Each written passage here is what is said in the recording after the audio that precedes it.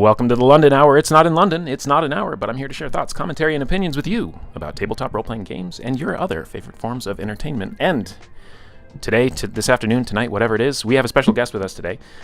We have Andrew Gillis is in call with me right now. They are the writer, designer, everything of Girl by Moonlight, a game that most of my audience knows quite a lot about. It's right here on the shelf, and I talk about it all the time. Also, writer of We Contain Solitudes, which is going to be really fun for us to dive into because some of you have had conversations with in the last few days trying to explain this game. It is unique, and I'm excited to get Andrew's take on that game as well. I've got a list of questions here if conversation goes how it goes, and of course, I see quite a few people in chat. So glad to have you all here.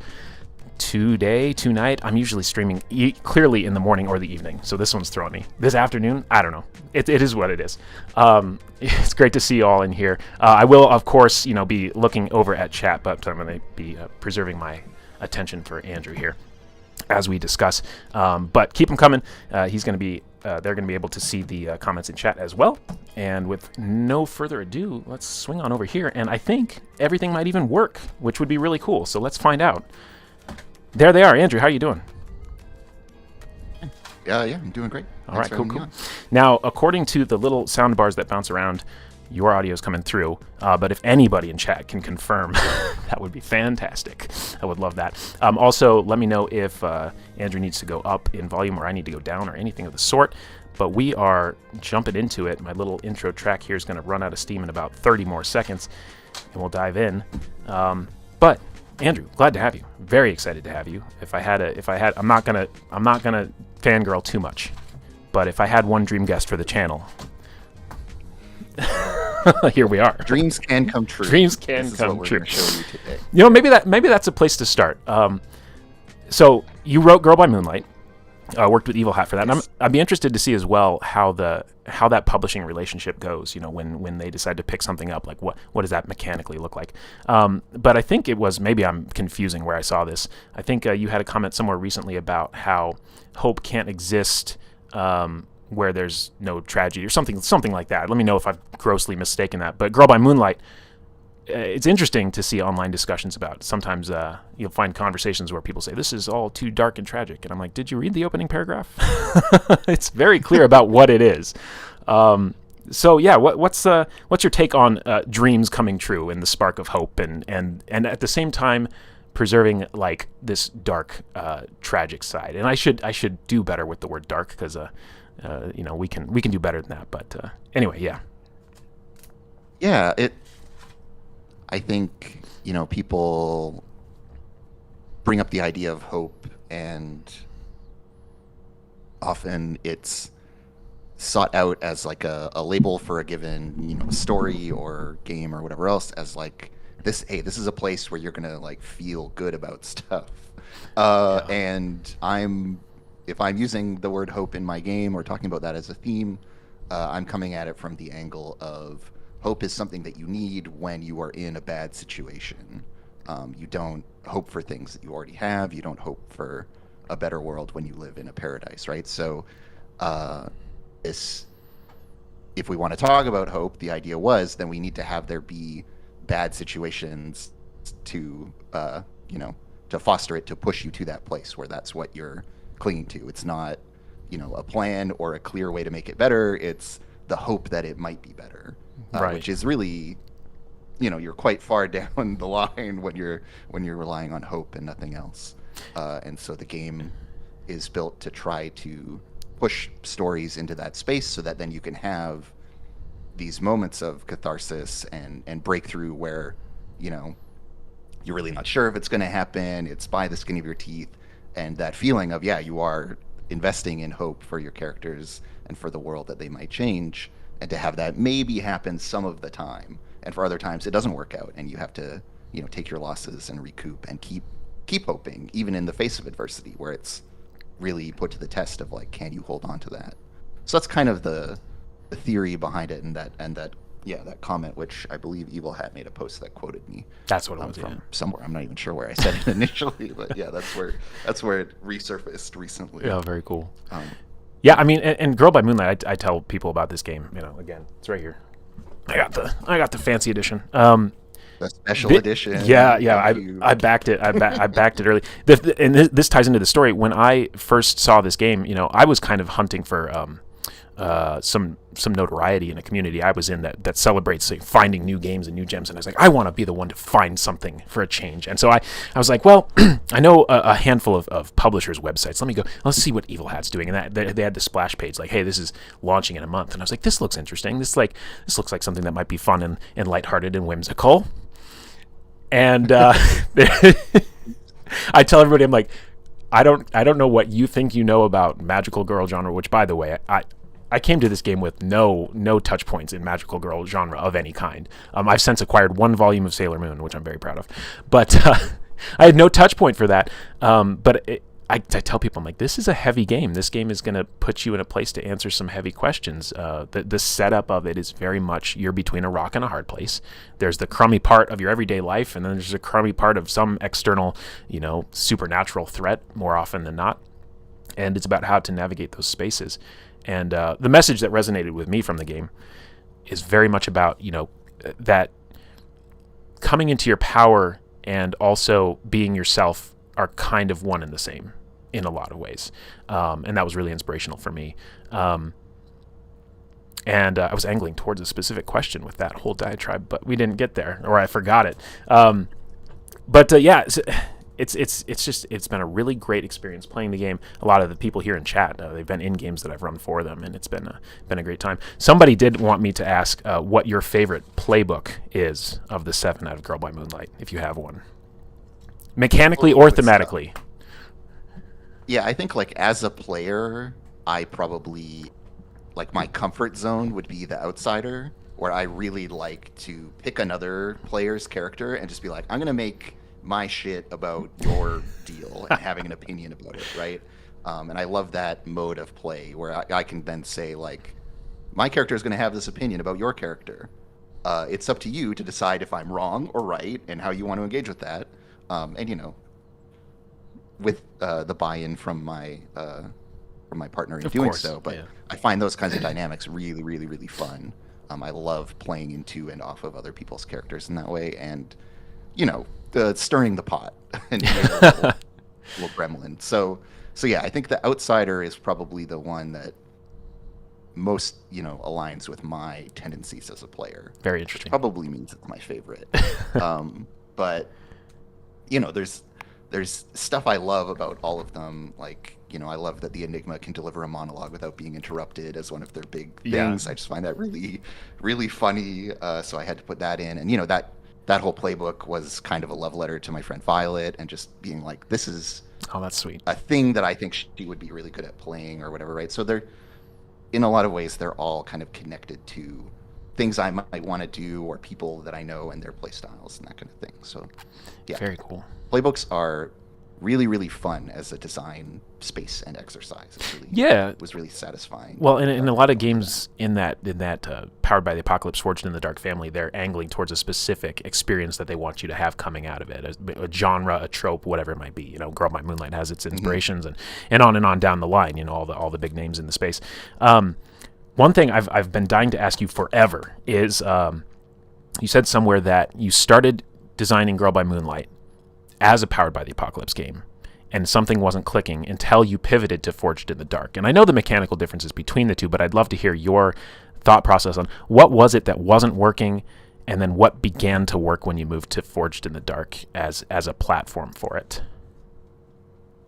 Yeah, so there were definitely a few things. I think the kind of most obvious one was just that with Hacking Blades, I got to piggyback on a bunch of the tonality of the game and its mechanics that worked for what I wanted to do, in terms of the way that stress works and the way that the characters are kind of hard scrabble and always scraping by and this kind of thing. Those just fit right away, and so that came ready-made with the game that I was hacking, and I didn't have to bend something like Apocalypse World into that shape. And so I think that was a big one. There was also this... So with... Powered by the Apocalypse games are actually really I think it's really hard to design a good one, because the integration of like how dense the basic moves are is really really important to hit properly, and it's very hard to do. And so, as like a person with no experience who was just starting out, that was a challenge that, I mean, I would have gotten through it if I'd stuck with it. I don't know, but it was really difficult to try to think like what is the, you have to distill down what is the absolute core of the experience that I want to make, and how do I summarize that in these, whatever it is, handful of moves. But then the moves also have to convey a bunch of stuff around, yeah, like tonality, setting is in there a lot of the times. Like they're just so packed full of stuff. Yeah. And it's really, really easy to, in hacking Apocalypse World, unwittingly import a bunch of assumptions or, genre structure stuff, and not realize what you're doing until you're, down the line in your fantasy game, and you're looking at the dragon through the crosshairs, and you're asking yourself, wait, where did I go wrong? Like this, just there's this mismatch that I have imported without thinking. So yeah, I think what I didn't realize at the time is that I was bumping into that problem, a problem that I can much better articulate now, having had a bit more time in the space, and Yeah. experience playing different games, and seeing other people's work and that kind of stuff. So, but yeah, that Blades in the Dark was kind of already doing a bunch of stuff that I wanted to do, made it feel very natural to switch to it, and easier to, in that way that everything in Apocalypse World is kind of densely packed into basic moves. Blades in the Dark has separated those things and exposes the workings of it to you, and so it's a lot easier to say, oh yeah, here's all of the like setting layer stuff. I can strip that out, and it has a function in the game. You need to put something in its place, but at least that, like, it's kind of broken into modules. It's a little bit more approachable for hacking, Yeah. I think, than Apocalypse World, where everything is connected and integrated and compressed into Yeah. moved text and this kind of stuff. Well, a couple things there. I almost feel like you're doing yourself a disservice when you call Girl by Moonlight a hack of Blades. I've had these conversations in our community and elsewhere that there are games that I would call hacks of games, where it's kind of, you take the basic structure and you move it over, but you did a lot of work to question the basic assumptions of Blades, invert things where they needed to be inverted. And I had a user submitted question who wanted to hear, and I think you just answered it, is to talk about the imposition of the stress mechanic, where in Blades and the Blades likes, you build up the stress, and then you're going to take some sort of vice to like step it back down, because you're in that kind of roguish space, right? Girl by Moonlight, you're not in that roguish space, so the way that you turned stress on its head and made it build towards this eclipse state, which I think is fantastic, is really cool. But then also the gameplay loop itself, you took and you put the obligation in the front. Well, you created obligation and then put it in the front, so you front load your stress. And I've always loved the tension that creates in any of the missions that I've run for groups, and it's just been fantastic. And I wish I could remember like the three things I was going to say, but they'll come back to me. Well, in terms of this idea of like, oh, is it really a hack? I mean, I will say that my mentality in the design process was always like, I am hacking Blades. And for me, that kind of meant like, I'm going to assume that when I pull something out, I need to replace it with some equivalent thing. It doesn't have to be the same, but it has to serve a similar function and kind of fill in that gap that I have created by removing or changing something. And so I tried to trust that, this very popular, very well-received game, Blades in the Dark, knew what it was doing and had everything it had for reasons, and to not just, throw out pieces wholesale without understanding what the significance of that choice was. And so that led to a lot of really, really fun, as it acted as a constraint on me, right? Of like, you need to kind of preserve or rework or reuse these pieces. That led to the idea of how stress worked, and having the obligation phase, which is just like an inverted, vice roll, right? Like, you go and do a bad thing, and you gain stress instead of doing a thing you want and losing stress. You know, a lot of the things that are neat about Girl by Moonlight are born of this hacking mentality approach process that I went through. All right, I'll let you call it a hack. I'll let you call it a hack.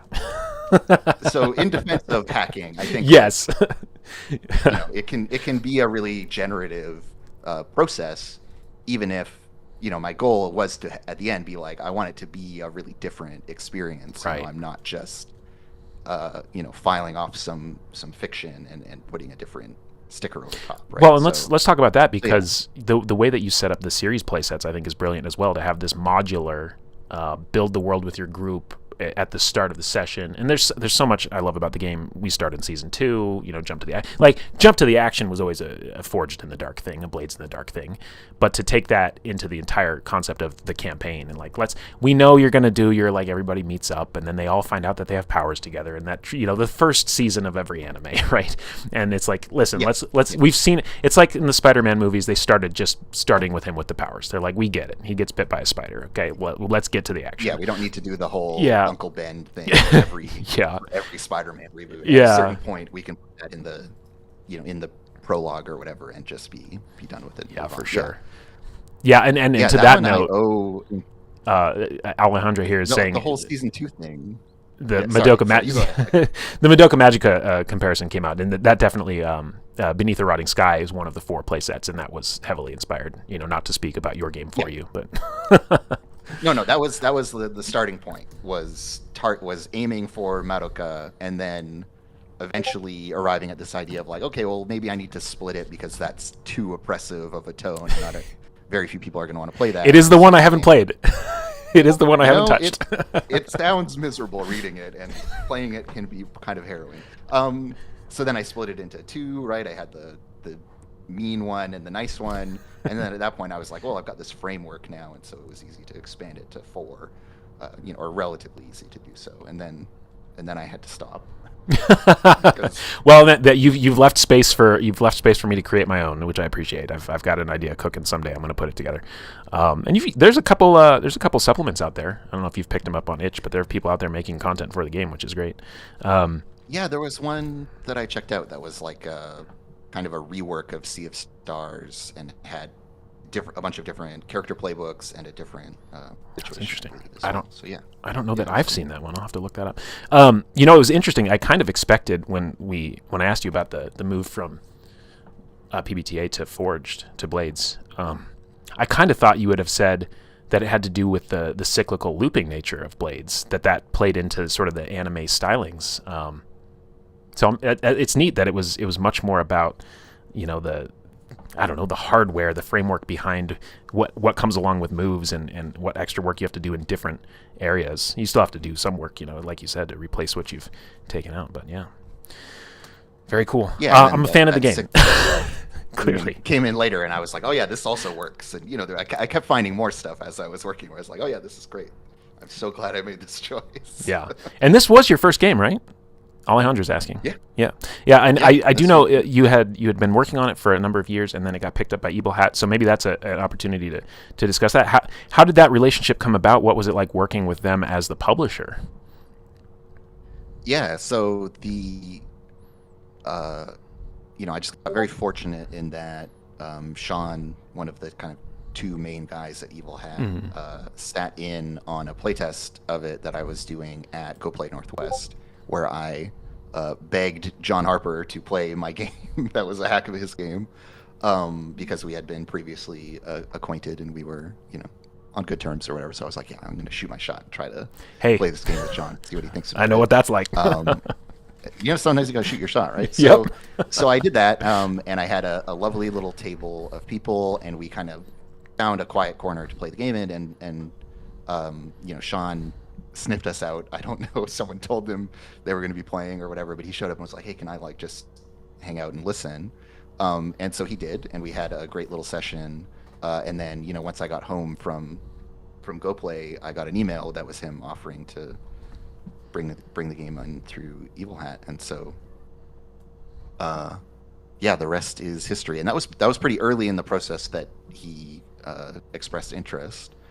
And then, I worked on it for another year or something before I had a big, horrible, life-destroying event occur and had to, spend 6 months in hospital and then rebuild my life from scratch. So there's this period in the middle of making the game where I'm not making the game and I'm just, rebuilding my life and all this kind of stuff. And so that, the game took a long time to come out, but in terms of actual, years spent seriously working on it, I would say it was probably like 2 or 3. Okay. Tops. Yeah. Even though it happened over a span of like 7 or something. Yeah, life comes hard when it comes. Never a good time. Would you say, and feel free to not answer this, would you say that inspired any of your continual work on it, the experiences you had through that time? Yeah, it was kind of weird because like I was at a position where I was kind of done with primary development on the game. And the thing that was left to do was like to write the rule book primarily. There was some, there were some changes and refining and a little bit more playtesting that happened, following that. But I was kind of gearing up to be ready to just start like writing the book, and then got interrupted in it. So it was kind of an awkward time as well. On the one hand, it was easy to put it on hold because I was just like, yeah, it's basically the game is going to kind of be what it's going to be in terms of how the rules work and stuff like that. But yeah, I still had to write all of the pages that explain how to play the game, which is a whole different skill set than designing the game, and one that I was not super well prepared for. I don't have a big background in writing and that kind of stuff, so I really had to learn what that was like from scratch as I started. It's funny. I pursued an education in English and writing and all that. And I got to a certain point where I was like, you know what might be easier for me is if I go into editing. Like, let's have somebody else write it. And then let's just have me come in and be like, hey, why don't you tweak this, improve this? And so that's sort of the path I ended up going down on. But that's kind of my mentality about a lot of things. I guess that's similar to kind of hacking a game. Is let's take what's already working and twist it, reshape it, see what else we can punch up and get out of it. So I find that really fascinating. Now, you are working on other projects, I know, and I also know, I'm curious about this. Okay, so we have, We Contain Solitudes. Maybe let's go there next. We Contain Solitudes, which I'm pretty sure I linked it in the description. If you want to check that out, it's over on itch.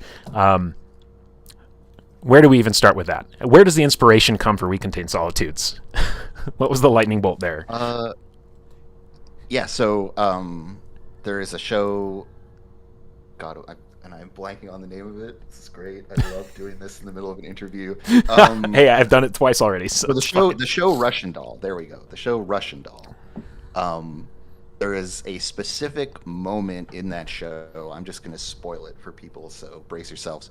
It's a time loop show. The whole way that the show is structured is that the main character dies and resets to a specific moment, right, where she's in a bathroom, the water's running, there's a specific song playing, she's at her birthday party at her friend's apartment. And over the course of her repeated looping in the show, that scene and reality in general kind of starts to degrade. And the way that they express that to you is with elements in that opening moment changing. So there are less people, the fruit is rotten. Eventually, there's no furniture, there's no door in the door frame. The entire apartment is empty except for her one friend, Maxine, who is alone, kind of dancing to a song. And she goes and says, like, Maxine, we have to go. And Maxine just says, I can't. And it's really chills up your spine. Yeah, surreal, I just got some. Brilliant moment, right? Like, anytime I remember that, I get shivers. It was so beautifully done, and it's that build up over the course of like the whole season of television to get there. And I was like, I want to make a game that does that. And so that's what We Contain Solitudes is my effort to kind of replicate that spooky, shiver in your spine feeling of like things breaking down and like a wrongness in that moment. Yeah. Well, and it's a duet game where you write out a scene using very specific prompts. Right, this scene, put this many descriptions here, et cetera, et cetera. And then as you loop, it gives you the instructions. You play through. There's a questioning period. there's a trigger phrase that the other player has to choose, and as soon as that trigger gets mentioned twice, is it? I think. Yeah. Then they stop you and they get to ask what is it, a kill question, which is like how do we die kind of a thing. They ask how we die, and then there's like a special list of questions that are really, really probing and leading and invasive, and those only get to be asked in that moment of death. Yeah, in the third and fourth rounds, I think, if I remember correctly, or something like that. It's very prescriptive.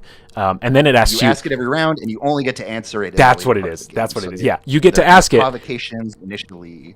Yeah. But no, you can't answer because you're dead. You force them into the withholding of it, which is just so evocative. And then it asks you to go back, and it says, strike line number 2 and one element from prompt number 3, and then replay it again. Which it's just, I haven't experienced it yet, but I'm gonna, and it's gonna be wild, I'm sure. Yeah, I really like what I came up with there. I think it's a really fun mechanic, and I feel like I'm doing a bunch of novel things in there, and that was my goal, was to try building in something that's kind of weird and that people haven't experienced before.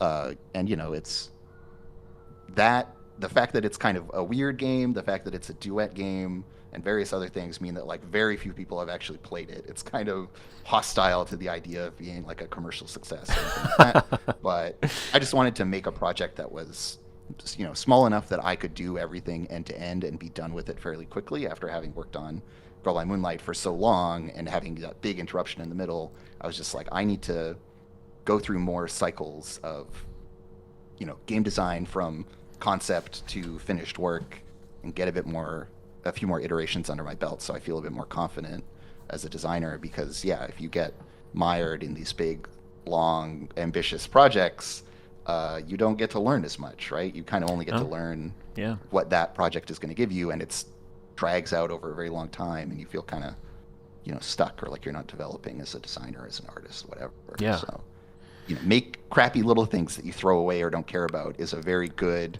get it on the page to work under. And I had strayed from the path and was like, no, I need to do small things. Yeah. Well, and I've found that in just this little short, brief content creation journey that I'm on right now is I can already, and I talked with my chat about this on Sunday.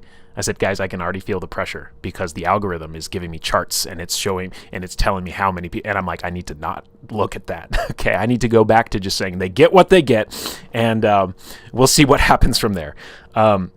But yeah, it was interesting for you to go from Girl by Moonlight then to We Contain Solitudes, and you explained perfectly the benefits that you've had from exploring that different sort of more nuggetized space. Because I found Girl by Moonlight to be very, very message driven, and so that's why I was curious about the inspiration between We Contain Solitudes, and it sounds like that was angling towards capturing a feeling or an experience, very specific.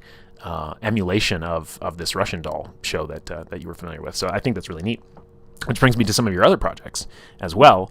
Because I know at one point, I think this was on a podcast that you did, you were talking about working on this infernal contract devil situation, and now we're talking about Utopia's Wake, which if you guys aren't following Andrew in all the various spaces, again, all the links are down below. And recently you just had a design stream about that game, and wow, you put a lot into that. I was curious, did the concepts for this infernal contract devil game, did some of those morph into Utopia's Wake, or was it that now's not the right time for that, and something else called you to something new? Yeah, I kind of decided this game idea I have. Hell's Electorate. It's the parliamentary procedural set in hell. This is like my white whale project. Gotcha. Which I continually aspire to make, but never really know how to make. And so, I've kind of backburnered that because Utopia's Wake, I am making basically, not exactly on a dare, but like my friend Luke was like, someone should make a game that does blah, blah, blah. And I was like, fuck it, I will make that game. I'll show them all. So we have a message-driven game, we have an experience-driven game, and we have a spite-driven game. Yeah, sort of. Yeah, like doing it just to prove that you can, and whatever gets you motivated is fine, right? It's all fuel for the fire. So that has led to this diversion into the project. But then as soon as I started working on it, I was getting very excited and having a lot of fun with the kinds of stuff that I was coming up with. and I am now hitting the finish the game part of it, where it is a lot more slow going, less easy wins, more hard thinking and figuring out of stuff, and testing and iterating and scrapping and redoing, and so we're in the mud of the process now, and it's still exciting enough to keep me motivated, but I'm good. like, oh yeah, this is real work now. Is that how long does the mud last in a project? Is that 20% of the whole thing? Is that 30, 40? I mean, that's like most of it. I think, oh, is it? Really, oh. like, in terms of the actual work that needs to get done, I think so. I think probably like 60% at least of these projects will end up being like stuff that you have to get through, stuff that's difficult. It's still rewarding. It's not like thankless or anything, but it's hard to solve game design problems once you find them, right? And identifying them is good, and you want to do that as early as you can, as quickly as you can. But then you do need to figure out the solutions. Sometimes those can be very tangled, problems to unravel, and it's actually multiple problems instead of the one you thought it was. And you change one thing, it affects another. The whole structure of the game will often make troubleshooting things very difficult. So. Yeah. But I'm still cruising along with Utopia's Wake. I'm still making headway. It's dense. Like everything you've put into it already. It's exciting. With all of the, I don't even. Guys, go watch go watch their design stream. It's very cool. There's a lot about different political movements in and is it set in one particular city with zones, right? Or am I misremembering? Yeah. So it's set in a city that never existed, which is called Utopia, and it's like an alternate historical 1920s. It's the setting.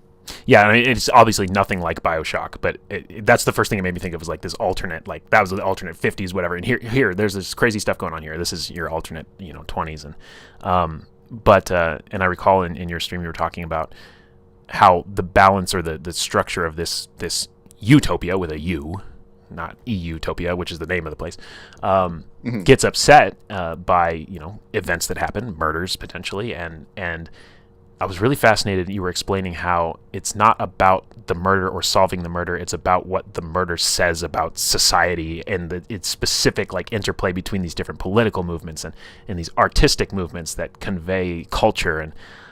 And I don't even know where you come up with this stuff. Yeah. So the process for this game was really fun because the concept I formulated off of this my friend being like, someone should make this game, and I was like, okay, cool. I have this loose idea of what that would look like and what I think some of the key kind of thematic pillars are for it. And so once I had that, it was like, well, let's just kind of playstorm it. And so without a very clear sense of like how all the pieces should work or what to do with it exactly, we just started playing within that space and laying the track in front of the minecart as it was careening through the cave, and that process worked really well, and it was fun. And one of the things that I realized very quickly was like, I'm not really interested in doing like a Hercule Poirot, locked room mystery kind of thing. It's not about solving this clockwork puzzle of causality. The thing that's interesting is talking to people and their motivations and their personalities and how they are a reflection of these big political forces within the city, and just like learning about the city itself and making claims about the city itself as a group are what's really fun about the game. And so the fact that a murder happened is just an excuse to go talk to some interesting people who have done some terrible things or who don't want to tell you about something or whatever. But the point isn't for the GM to like hide details from the players. It's for us to just have a cool time going around talking to people and eventually deciding what is to be done about crime happening. It's not, the end isn't, oh, the cops come and arrest the guy, and we assume the judicial system handles it because the detective has found all the evidence and they've confessed, and suddenly they're wearing lipstick and smoking a cigarette and saying that they did it. We're not in that mode. And so, what happens then? We know who did it, but like, now what, right? Like, does that person there's no prison system, there's no judicial system, there's no criminal code. There's just a city where none of this was ever meant to happen. And what is justice, right? That's what the game just those little questions. Yeah, just small stuff. And so there's this whole thing where you can like hand off the case to someone else to sort that out, or you can decide, oh, well, justice is impossible given how society is structured, and so we need to do, vigilantism or start a revolution or whatever else. And the game includes that and has ways to kind of absorb that path that you might take. Yeah. Because it's not clean cut. It's not just about getting a confession out of someone or whatever. Yeah. No, I love that. I think mystery is, inherently difficult to do in gaming, across the spectrum, because you're running up against, what does the player know? What does the player's character know? What if the player's character is smarter than the player, vice versa? Navigating all that. There's all these articles about, on the Alexandrian, this and that, the structure of mystery. And I look at that and I go, oh my God, I'm about to run a mystery thing. And I'm like, okay, hope I don't do a bad job. But just so y'all know, don't expect much, because I'm on your train of thought there. I'm like, look, I'm going to have some people for you to talk to, and I hope that's enriching. Yeah, but, in my experience, that can be more than enough. That's where a lot of the juice of role playing is, anyways. Right? Is about like, people always remember, oh, that great NPC that someone made, or that great character that someone made, and very few of my role playing memories are about like making cool tactical decisions or like solving a puzzle or whatever. It's not something I go to role playing games for, really. I want to be looking other players in the eyes and having cool conversations and experiences and stuff like that. So, yeah.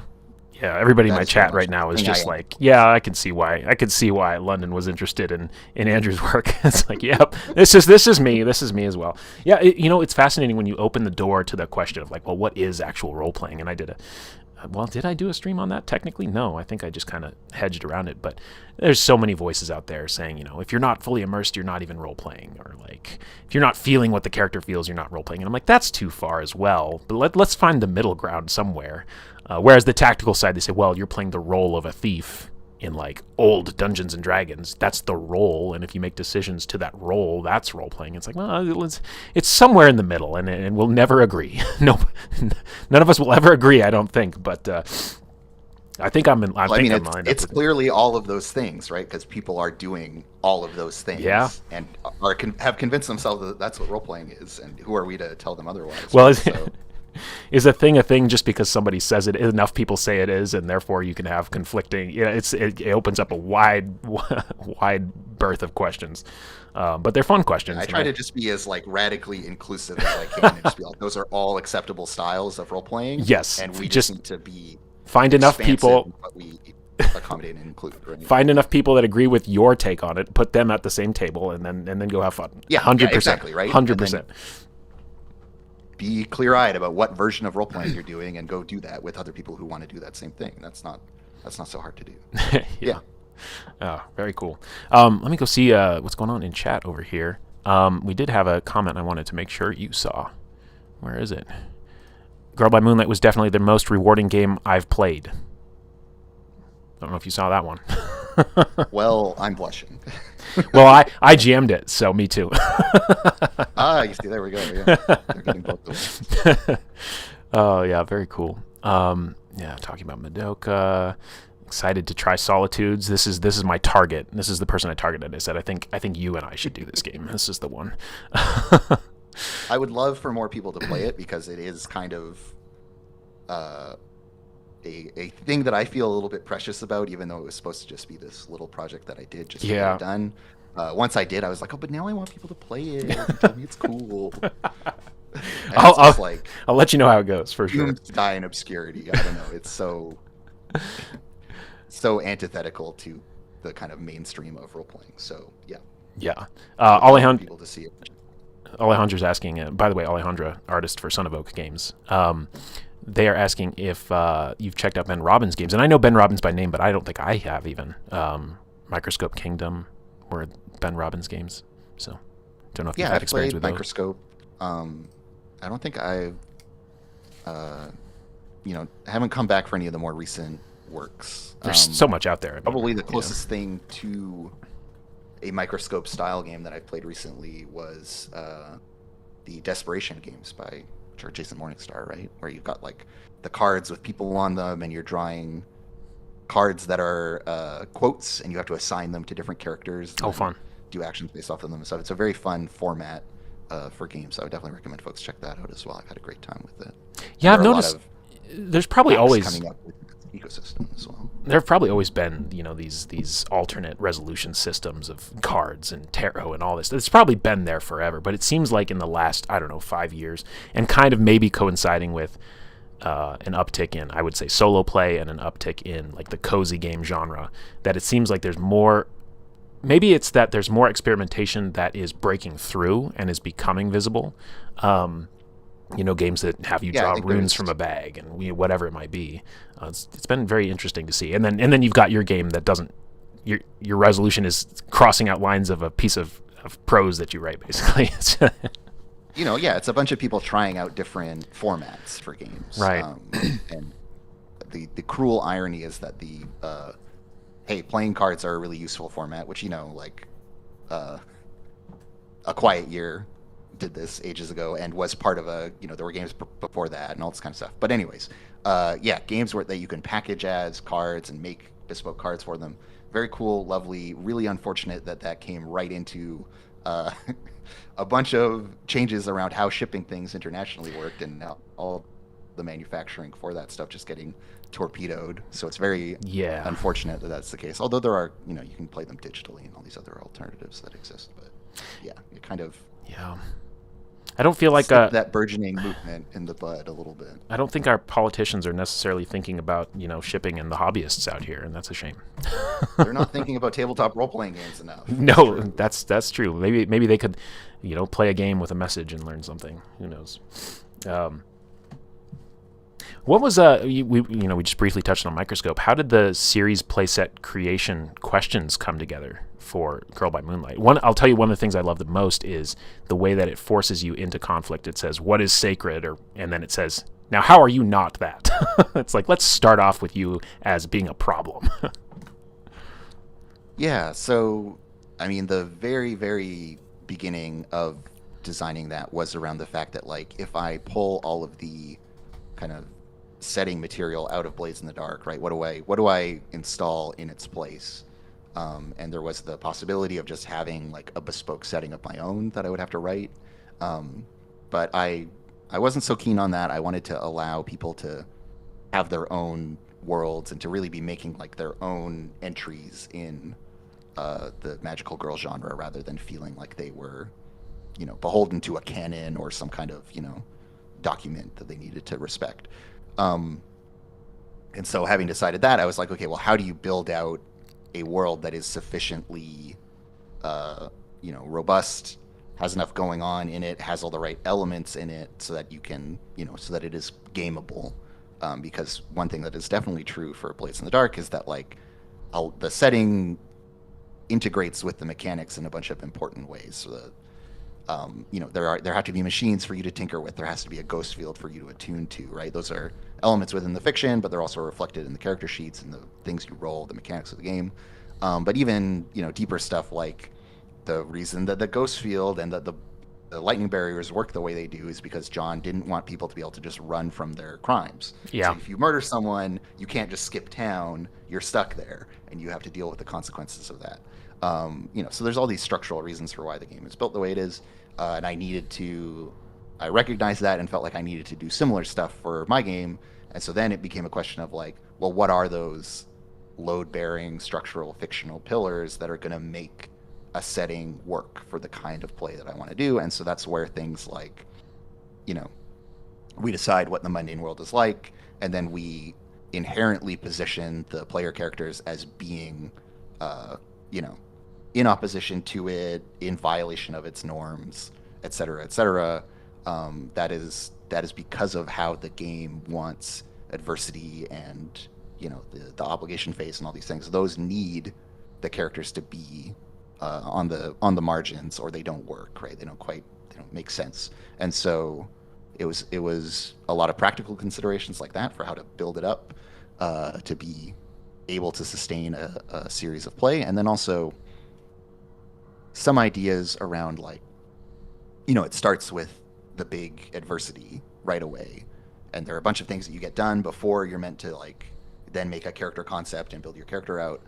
And those were with this goal of reframing, if I'm playing a character in a game, it shouldn't be that I squirrel away and come up with my meeple and then bring them to the table, and that they be totally disconnected from everyone else or from what's going on in the world or the context. So the idea was to try to make a structure that would help people integrate their characters into it, and also to have them thinking in a way that historically would probably be more of like a GM mindset or whatever. But I wanted everyone to be thinking that way at the table, and I tried to break down some of those arbitrary, siloing of certain types of play into, one player versus another.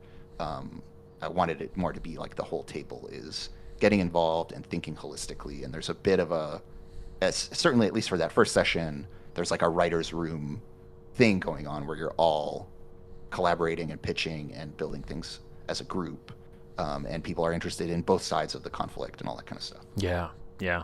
No, it does a lot of work, and it's fascinating to hear when you lay it out that way. I think it would be easy for someone to pick up a game and look at it and be like, cool, they wrote this stuff down, and not think about all of the considerations you put into funneling them into a particular experience and making sure they're approaching it with not the right mindset, but the most fruitful mindset to get what you're trying to have them get out of it. Design is just fascinating that way. All the little things that can go into it. Speaking of design, do you want to hear my Girl by Moonlight hack?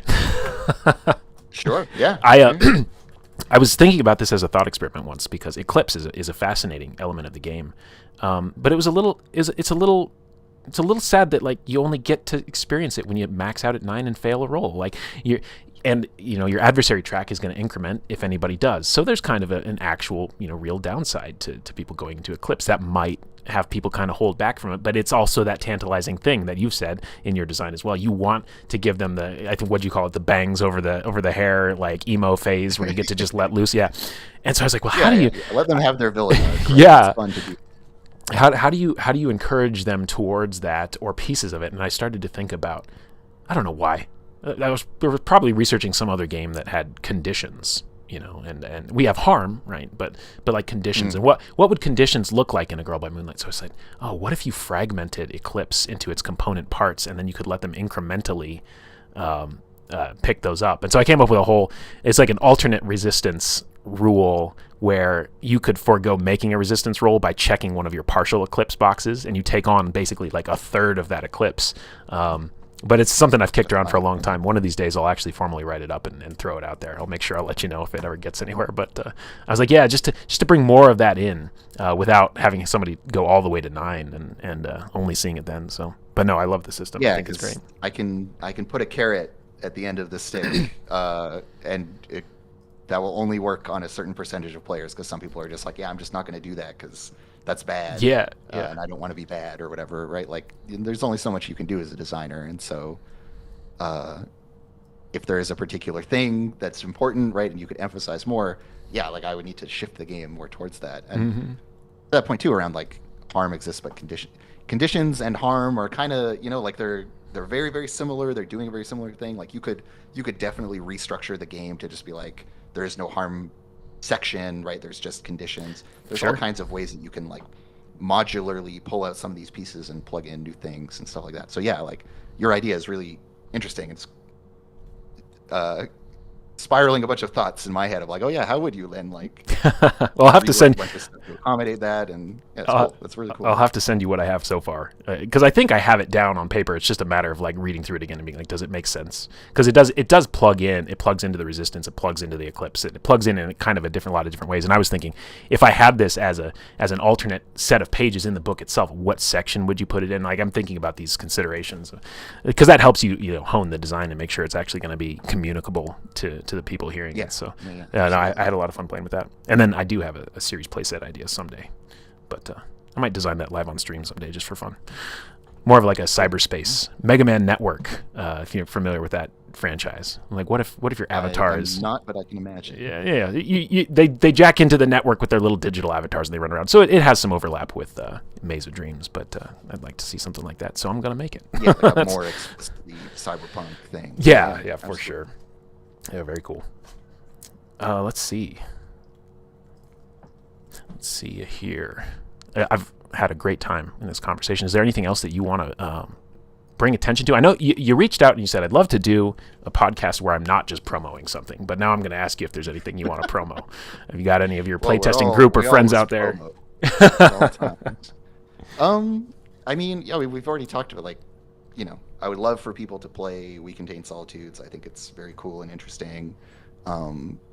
It does a bunch of, like, novel stuff that folks could play around with, and, you know, maybe they'll find they like it, maybe they won't like it, but at least they'll have checked out some new corner of the hobby. So I think that would be fun. Yeah. And I would love to hear, you know, people's experience of playing it, because, you know, I have my internal playtesting and stuff, but I'm always there for that, and I'm always shaping that experience. But it's, you know, it's very cool to hear about people playing a game outside of you being there, but also very hard to, like, access that, right? Like, that's one of the weird things about role-playing game design as a craft, is that, you know, it's like a playwright, right? Like, you write the script, but then someone else does the production, and you don't necessarily get to be in the audience for it. And so you know, you publish a game, you put it out there, and you're like, cool, I hope people are having a good time, I guess. I don't know. Right? Like, there's a bit of an alienation from the final product, because it is the synthesis of a thing that you made with then a bunch of activity that other people are doing. Yeah, because every experience at the table is going to be unique to that group. I had you just unlocked a memory for me about a poetry class I had in college, and we would write the poems and we'd bring them to class, and then you would read it, and then you weren't allowed to talk. And then everybody else would just give their thoughts and opinions about it. And as they're saying it, I was just sitting there, just like, no, you're not getting it. You missed this reference here. That gives you're saying this context isn't here, but it's right there. But you just have to sit there and, like, And it was an interesting exercise, and kind of tormentuous. Yeah. Yeah. Writing poetry is really hard. I'm writing a bunch of poetry for Utopia's Wake. That's one of the things I am doing in that game, is using poetry a bunch. And it's very hard to write. It's at least as hard as writing, you know, moves or other things, right? It's this very dense, very sensitive to word choice thing. And, you know, even if you labor over that continuously, like, someone's gonna, you know, read it and miss something or whatever. Like, the reader is imperfect, and also is a different person than you, and has a whole different context that they bring to it. And so, yeah, it can be agonizing to sit there and be like, okay, but, like, it was meant to be this thing. Yes. And then you have to ask yourself, well, did I fuck up writing it that they didn't get it, or are they just reading it wrong? And, like, and also, like, is it okay that they're reading it differently? And should I just expand my sense of what it could mean to accommodate that? Yeah, it's tough. No, poetry almost seems like it could be a good analog for the RPG design or play space as a whole, because there's so many different formats and so many different expectations. And, you know, it's like, I know where my strength zone is with poetry. And when I was in my poetry group at the time, you know, the tonal poetry, as they would call it, that was like the low tier poetry. They would say that with, like, disdain, and it's like, but that's what I'm good at. That's the style I'm good at. Like, how could you say this to me? There's a great question here from Alejandro. Says, when designing a game, how tight is the design before you start testing it? How do you know when you have enough to start tinkering with the dials? You can always playtest. You can playtest with just a loose idea and just be like, I want to make a game that's kind of like something. If you have a concept,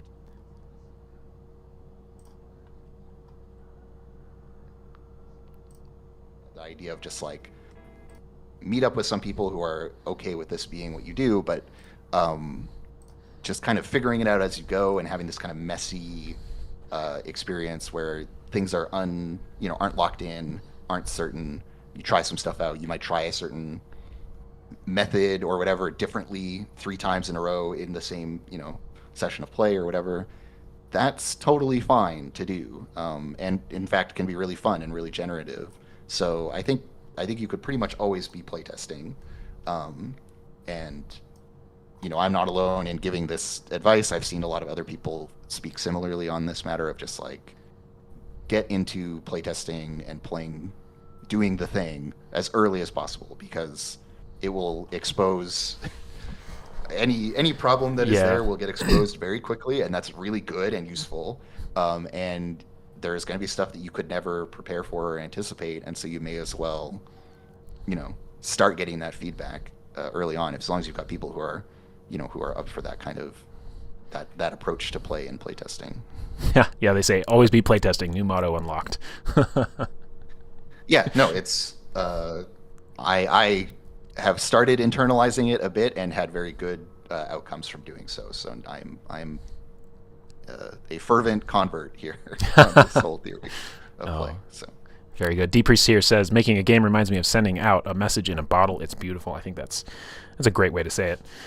And speaking of putting things in a bottle, Andrew gave us an hour. We want to respect their time here. Andrew, thank you so much for coming on. All of your stuff that I could find and think to find is down in the description below. But if you want to hear it, if you want to hear me read it out loud, twitch.tv/actualfactual. And that is where they've been. What? That's where you've been putting out your design stuff. Am I supposed to not tell them? No, you can tell them. I'm aiming for like a bi-weekly cadence on that. So I'm probably going to do another one later this week. Well, following people is free. So YouTube at Andrew Gillis 3451. That's not a birth year, surely. We Contain Solitudes out on itch.io, Girl by Moonlight through Evil Hat's website, evilhat.com, and andrewgillis.bluesky.social if you want to follow them there. And you can easily find them because they're interacting with me on there setting this up. So give them a follow there as well. Anything else you want to add, say, give to the people? Yeah, people should play games. Yeah. Don't just buy the game and read the game, play the game. That's the real thing. And it's good. Yeah. Well, and maybe to the same notion of always be playtesting is maybe don't wait to run the perfect game. Just try and play the game.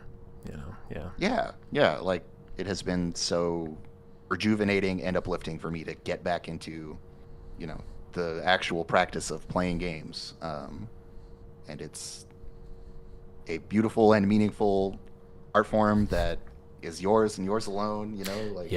It's great. Yeah, very good. Well, again, I thank you so much for your time. We're going to wrap it up there, and everybody in chat's throwing out all the love for the time you gave us today, so we're very appreciative. If you are interested in playing games, you've got groups out there as well, but of course, come join our community, London Station, and you can figure out how to do that, but that's not the point of this stream. So thank you again for being here. We're going to hit out the ending screen, and we'll be in touch, I think, down the road. I'll at least send you my Girl by Moonlight partial eclipse alternate rule set, so... Appreciate you. I would gladly come back. All right. Fantastic. Thank you so much. Thanks, everybody, for being here and listening, and we'll see you next time on London Station. Bye.